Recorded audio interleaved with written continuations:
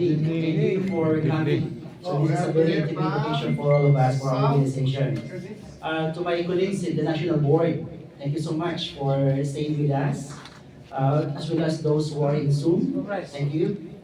Our chapter presidents and chapter officers who are here and who are in Zoom. And to our wala na, umalis na yung ating keynote speaker. Good evening sa tanan, and thank you so much for sharing your time with us. As we ushered with a new team to lead our organization, let us all appreciate the efforts and sacrifices of our national First President, Ronel Baez. He is instrumental in chartering of the 20 chapters, plus and for expanding our membership base all throughout the country. Siya yung talagang nag-effort para lumawak ang tulo ang ating organization. He steered us with so many technical seminars during the pandemic, with corporate social projects aimed to uplift the lives of those affected by calamities, and offered our services to the government organizations, to the government agencies. Nandiyan yung hindi nyo alam, nag-extend ng assistance tayo sa Department of National Defense, sa DOH, and so on. So thank you so much, personnel. May God bless you more. Another person I would like to acknowledge is our National Charter President, Paul Roque. Without his unselfish service and dedication to our organization, then we would not where we are now. So thank you so much to our National Charter President, Paul. PIFPO is known across the country as the only organization of various professionals practicing fire life safety because of our chartered president. Di ba? Alam naman natin, ganyan yan. Tingnan mo naman, nakasaklay, pero nandito. Yes. So, he is very active since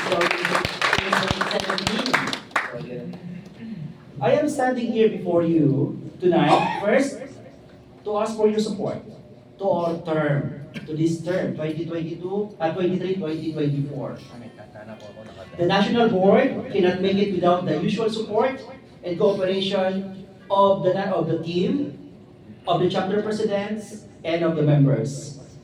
Particularly, I am asking for another unselfish service to the founding officers of this organization. Most of us will be out after 2024. Halos wala ng founding officers. New breed na talaga ang magpapatakbo. Hanggang ngayon na lang kami. Hanggang 2024 na lang. Except for Sec Aris, yung nasa succession. Sec Aris, PPI Dan, who will now become VP, and our national VP, Nurse Cornelio. Sila lang yung matitira sa founding officers. All of us, after 2024 again. Kayo na talaga. Second, for this coming year, our focus is chapter strengthening. And we will try, actually, except for the Dream One, Makati, Ilocos, and North NCR, you will be chartered. But we will avoid organizing yung chapter next year. Tama na muna tayo. Our focus is to strengthen the chapters. Doon na muna tayo, palakasin muna natin to activate our members, to get their support, and to achieve the competence that we require. So napakarami na ng members natin, but hindi natin alam kung competent pa talaga. So baka by the name, they are fire and life safety practitioner, but in essence, kulang. So yan yung muna yung focus natin. Now, if members will not support us, then let's decide. Let the chapter decide. You can delist it. Wala namang issue doon. Kasi not supportive, di ba? After all, our profession is fire and life safety. So sabi nga, this is a science, not an art. So yung competence talaga hinihingi sa atin. Hindi po pwedeng titingala, size tama ng 4, tama ng 12.5. Hindi ganoon. So, paninindigan natin, once na ang COC natin lumabas, yung paper mga yun dyan, nakataga na sa bato yung pangalan natin. Di ba? So, we need members who understand codes and standards and has the attitude of following our ethical practice. We do not want members who, for the sake of completing project or securing contract, will compromise the minimum standard of fire and life safety. chapter strengthening because this will be the last term of the majority of the founding members of our organization. So kung aalis na kami at hindi namin kayo na-chart na strengthen, paano na? So baka kung natatakot kami na yung mahirapan yung mga chapter presidents and the next set of DOT. Third, our focus for today and for the following term is to dedicate and achieve the following goals. First, we will secure the BFP's accreditation as Fire and Life Safety Training Organization and continue with our professional development programs aimed to secure the needed certificate of competency for fire and life safety practitioners. With that, we will continue our partnership with the BFP, our local LHJ, and we will materialize that MOA. So nakita nyo naman kanina, very informal. So nandiyan na yung for sure, hindi tataya ni General Juan Michu ang kanyang pangalan. So sinabihan niya na si NTP, si General Dan, follow up mo kami. At kung ano na nangyari ito. With that, nakita niyo naman kanina, so except for the late arrivals, in-appoint natin ang ating National Charter President at ang ating National First President to lead the initiative of securing the MOA, the MOU. Together with that is our accreditation as Safety Training Organization. No, Fire Safety Training Organization. Now, without maybe too few of us know, President renovated their house. Dinagdagan niya sa taas para gawing training organization natin at his own expense. So di ba? Wala na. Nasa si President. Hindi yung kanyang anak. Wala na. Salamat. Next, we will do our best to gain the support from at least one state university.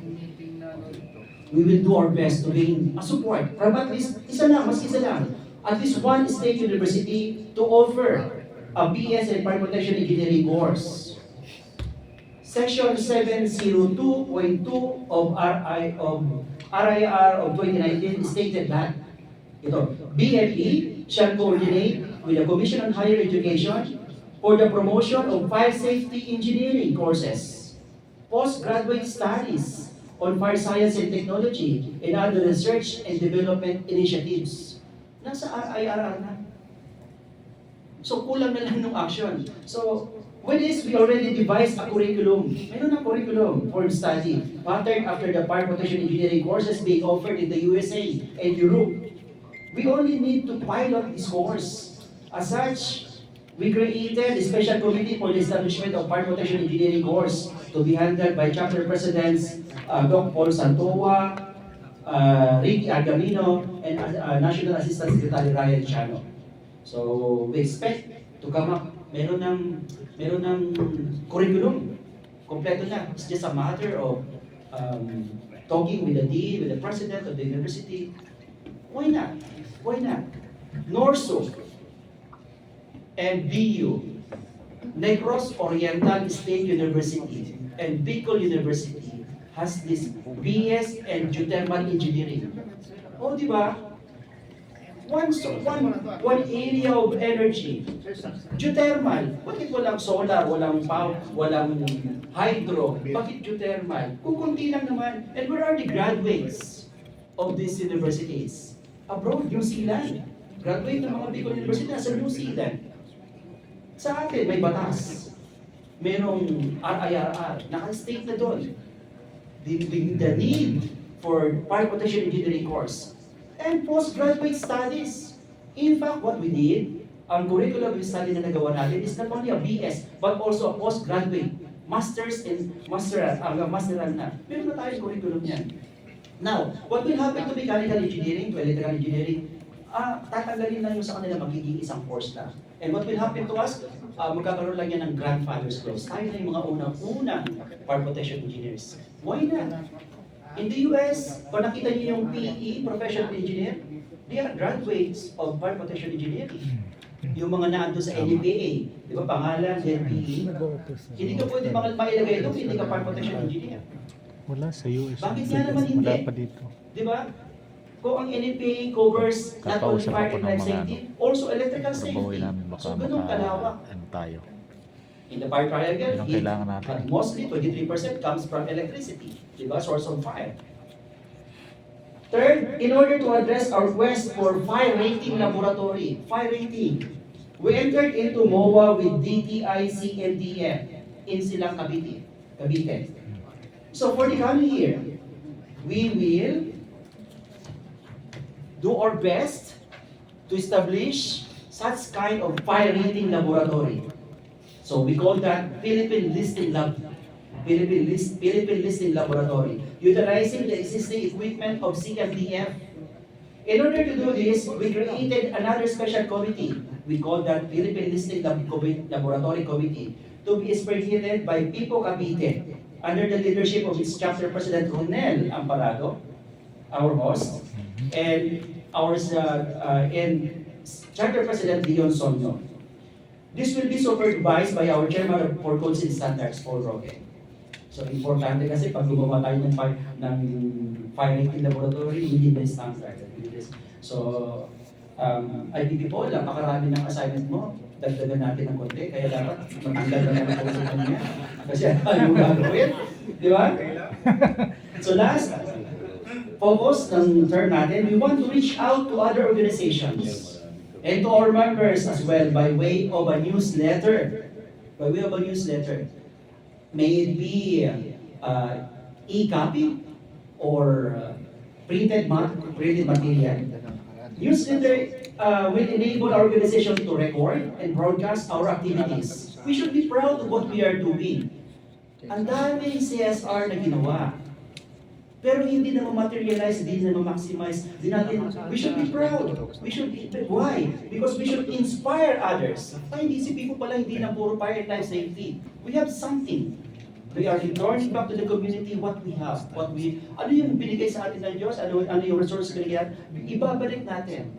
Not in matters of fire and life safety, but also yung mga ginagawa natin. We have so much CSR activities. Napakaganda ng ginawa sa Gimaras, sa Iloilo Gimaras. Isang po yan. Yung sa ATAS. Pero pati yung ATAS na na-reach, ano ba naman, wala namang building doon, wala pa silang kinalaman sa fire and life safety. But we are doing that. Di ba? And the Cavite, what they are doing, Cavite and Cebu, yung mga tulong sila sa mga nasunugan. We should broadcast that to inspire them. It's one way of attracting members, and it's one way of telling to the community, to the government, hey, we are here. People is here, we are doing something good for the community. We are part of the nation building. So with that, we created another special committee, the ALAC newsletter, to be spearheaded by Charter Presidents Ed Santos, Ben Wong, and Alan Alagos. This will be supervised by our VP for Internal Affairs, our President nominee Juan Dan Cabrera.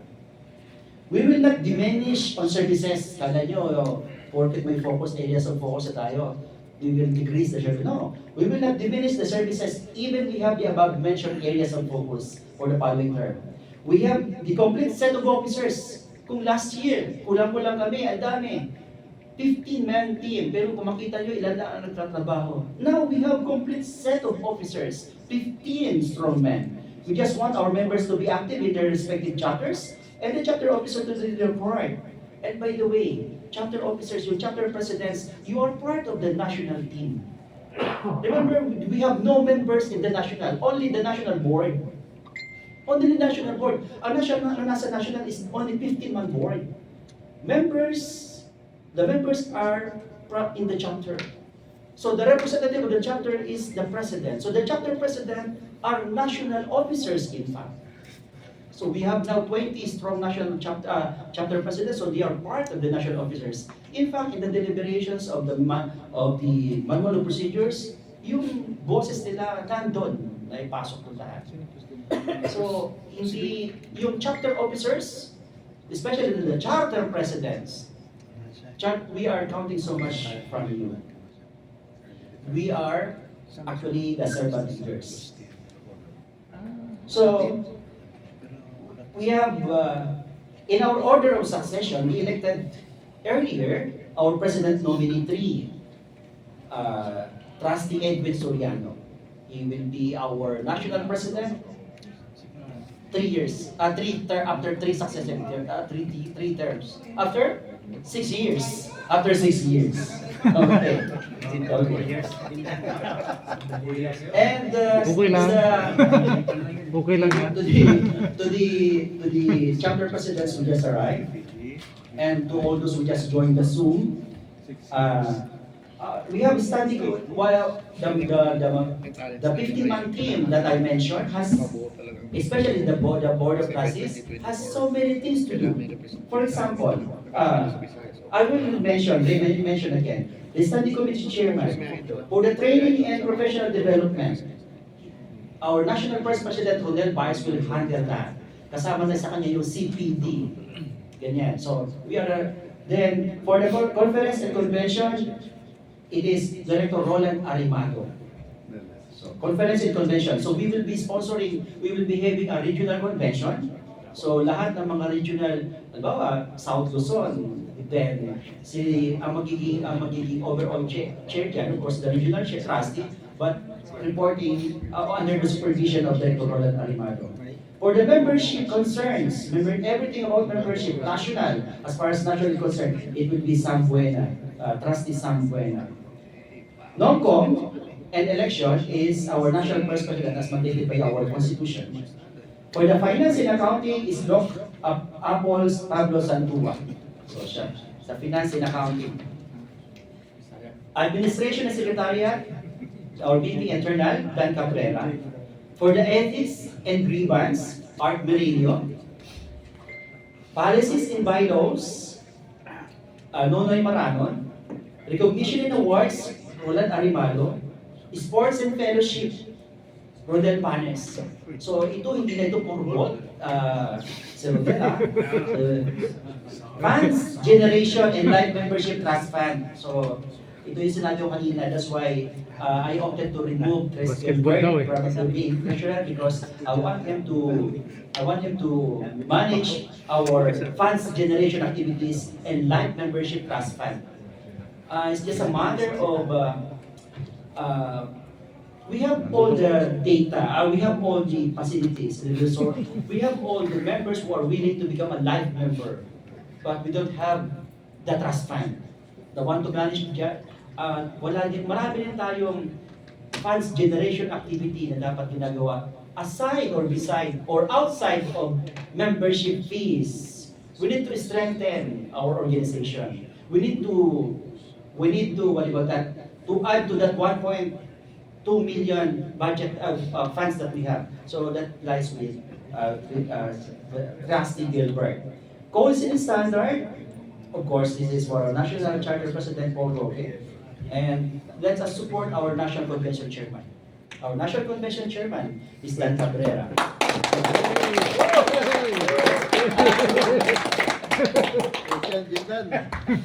Nandiyan na, nag-offer na kasi yung NFA, yung UN, yung, sino ba?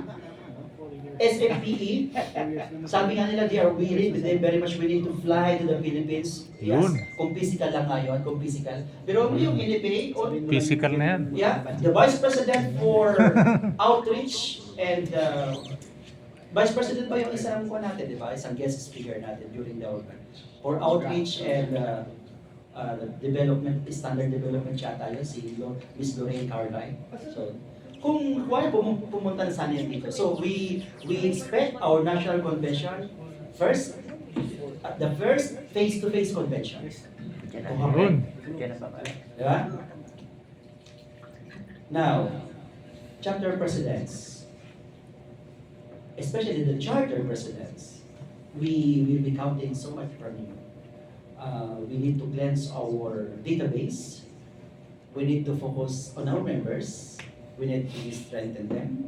We need to have this competence para nga naman people, Philippine Integrated Fire Protection Organization, nag-apply ng COC, tapos babagsak. Nakakaya naman, di ba? Grabe. So, actually, when we approach the past BFP commander, BFP chief, sabi niya, we expect so much from people. kapag ito'y lumabas na itong COC ito. Actually, the original design is one from PIFPO should sit, will sit as BICC, pero medyo nabago. No, it's alright, it's alright. Importante lang, karamihan sa atin, may COC. Diba? May COC. No. So, regional trustees for the NCR is our NCP Paul Roque. So, sa NCR, ang ating regional trustee na ay si Sir Paul. So, we are expecting na mas maging cohesive tayo. Why? Bakit nga naman hindi? Narito karamihan, di ba? Narito karamihan. So, for South Luzon is NPP Tinards, incoming NPP Tinards Cornelio. Central Luzon, Edwin Soriano. North Luzon, Arthur Virilio. Visayas, Sam Buena. Mindanao, si Nonoy Maranon. Mula kasi tayo, we don't have a trustee from Mindanao. So, Nonoy will be traveling in Mindanao. So, bagay sa bagay, dalawang chapter pa lang mayroon doon. International is Jim Reyes. Now, we expect Jim to, he has planned. Mayroon na tayong isang kwan, maybe PIFPO Singapore and PIFPO Qatar. We can only achieve our goals if we will work as a team. And let us always, while working as a team, marami ka na, very dynamic. Let's expect na magkakaroon tayo ng clashes of opinion. But with that, even though may clashes of opinion, let us always respect each other. Let us always respect each other. And let us work harmoniously. So with that, thank you so much. And we have a wonderful Christmas ahead of us. Thank you.